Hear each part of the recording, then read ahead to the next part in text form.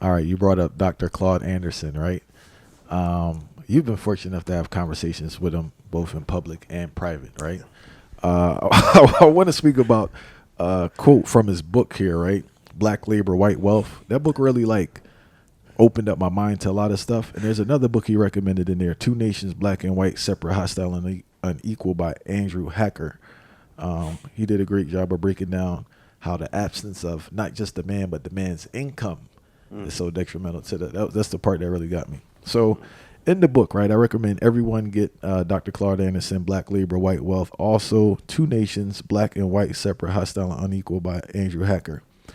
In Black Labor, White Wealth, Dr. Anderson says, the dominant white society felt that by stripping the black slave of his humanity, all his worldly possessions, his personal freedoms, and keeping him hopeless, that blacks would be forever non-competitive and powerless. Needless to say, the dominant society's experiment in social engineering worked. Yeah, it did. Black Labor, White Wealth was the first book I ever read from Dr. Anderson. It changed my life. Same here. Yeah. He needs to be included in all the reparations conversations. That's one of the reasons that I don't believe that they're real serious, because he lives right there in D.C. They could have invited him to Capitol Hill to speak. Even Howard University doesn't have him come speak, because this idea of black people truly being empowered is scary and radical for a lot of people, and but I appreciate Dr. Anderson for being radical. He's one of the people that gave me the courage to be radical when I first met him, and he's like a father to me. I love this man immensely. One of the greatest minds in the history of this country. So what he said there about the black man sort of being stripped of everything and making him uncompetitive is 100% true. I want you to walk down the street and just look at how many of our men have been led to believe that they cannot compete or stand toe to toe with the white man. Just think about it. Look. I mean, it's so many. Or there are also like sort of we've been ghettoized to some extent. The black man in particular, when it comes to economic opportunities.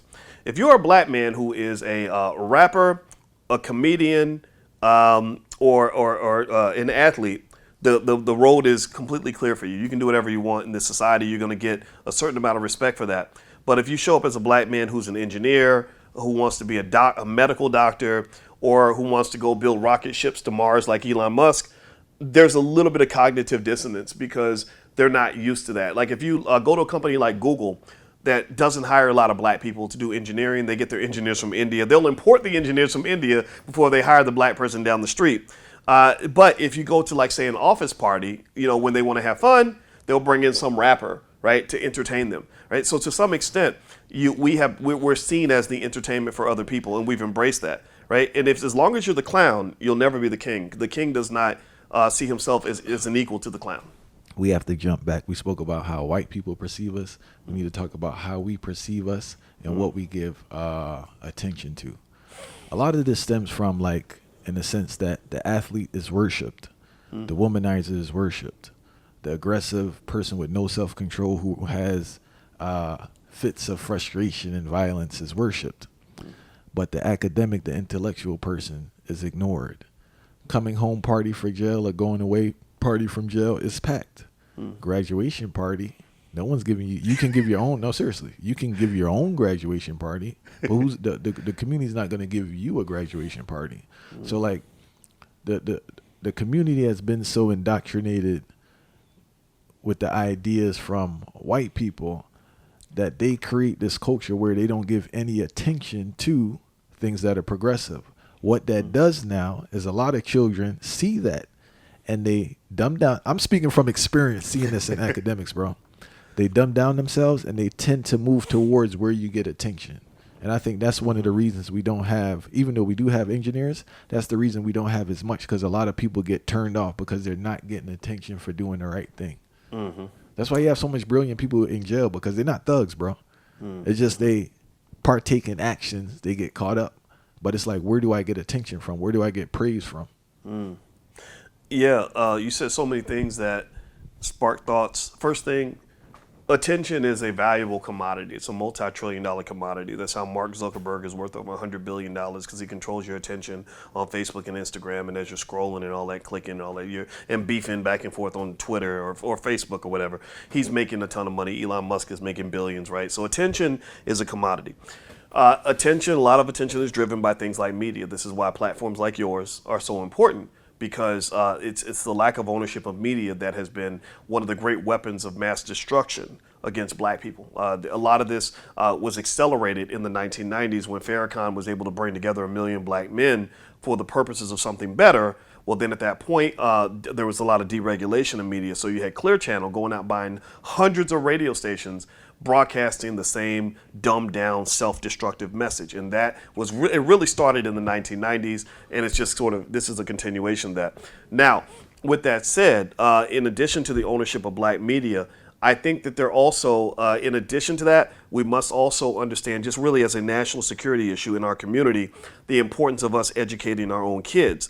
Because in that education, you can inject self-esteem, self-awareness, and knowledge of self, so that the child does not get sort of sucked into every stupid trend, every fad, whatever. In addition to that, you compound that with critical thinking skill, right? So if I got a child who knows who they are, they've been educated on the dangers of things like alcohol, drugs, excessive womanizing, being stupid, thug life, all that. They've been educated on this. Then when they see that happen, they're not going to go follow the trend. They're not going to go do stupid stuff just to get attention. They're going to say, no, my father, I'm speaking to myself now. I sit here and I think, oh no, my dad told me that stuff will get you hooked. Or because my daddy showed me some heroin addicts when I was a kid. That's what he used to do. He'd take me out the street and be like, see that motherfucker over there? I'd be like, yeah. He's like, well, he used to be the star of the football team. You want to be like him now? I'd be like, no. Because he's like laid out, strung out on drugs, right? So that has to be part of the educational process.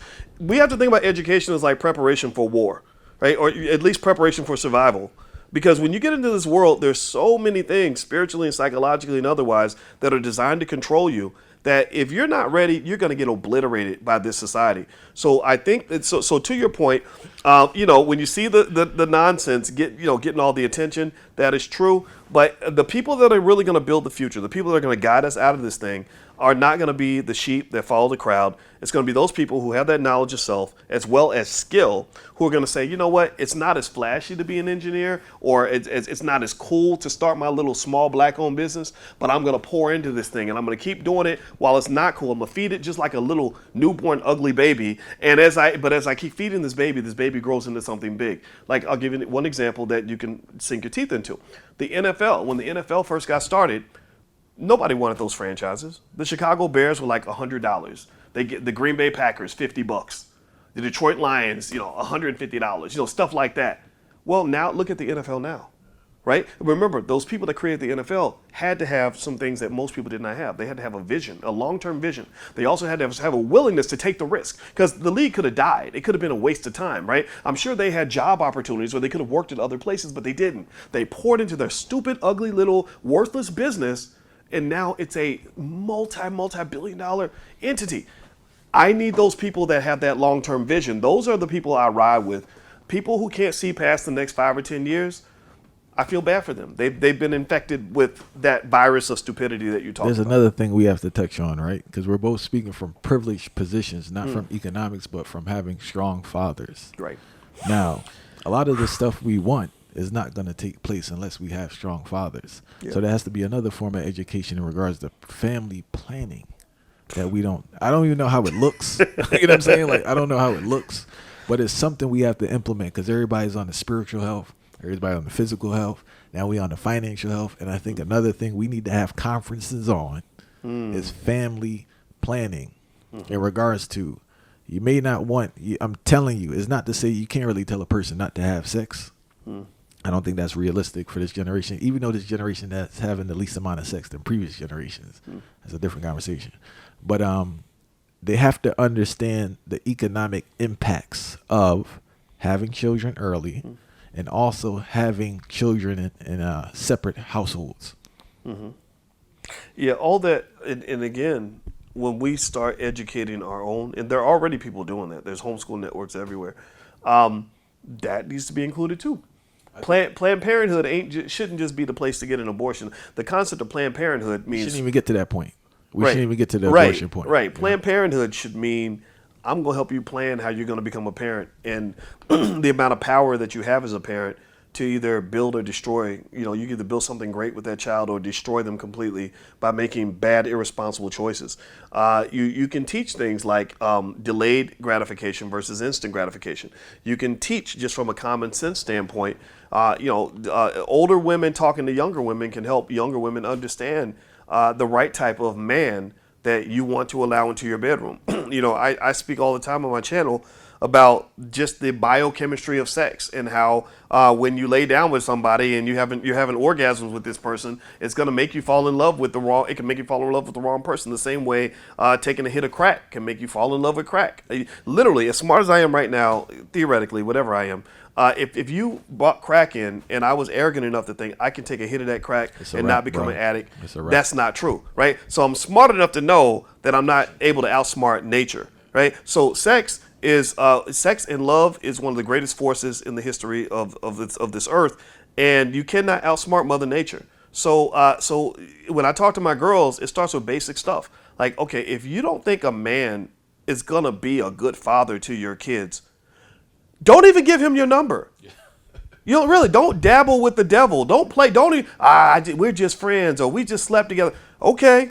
Well, you do understand that when that man gives you that first orgasm, that your brain chemistry releases oxytocin, which will make you wake up thinking that he's a wonderful guy, even though he's not. And next thing you know, you'll be pair bonded with somebody who will ultimately destroy your life, give you unwanted kids, STDs, emotional problems, financial problems, and the whole gamut because you thought you could outsmart Mother Nature. You thought you could play with fire, just like me thinking I can go to the crack house and not risk becoming an addict. I think people think they can handle sex more than they can, and they don't understand the impact sex has on their irrational decision making, bad decision making.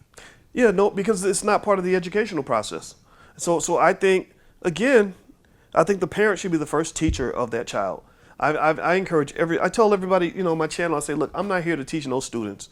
I'm here to teach teachers. Because the things I share with you will only have value if you share that, if you trust it enough to share that with people you love, share that with your kids. That white lady from the suburbs should not be the primary educational force in your child's life. You should be the primary force. You have that veto power because your child's experience and circumstances and choices and things they have to navigate is going to be so different from everybody else's because they're black. So you have to be able to teach them to play chess instead of checkers, or they'll get caught in all the same traps. Like the people don't notice the lowest median net worth in America is that of a single black mother with children. Why? Well, because you're playing a team sport as an individual. You're trying to do a two-person job all by yourself. These men that have these kids with you are supposed to be helping you financially, but they're not in many cases. Right there with her is the black male with a bunch of babies mamas. Have you ever dealt? I did 18 years in child support court. I said I'll never do this again. It is taxation without representation. You pay all this money, you don't have no say over where the money goes, and it's hard. It's really hard. So what I would say to guys is, if you are a man and you want to be successful, or really a woman too, it's hard to get there without having some degree of sexual discipline.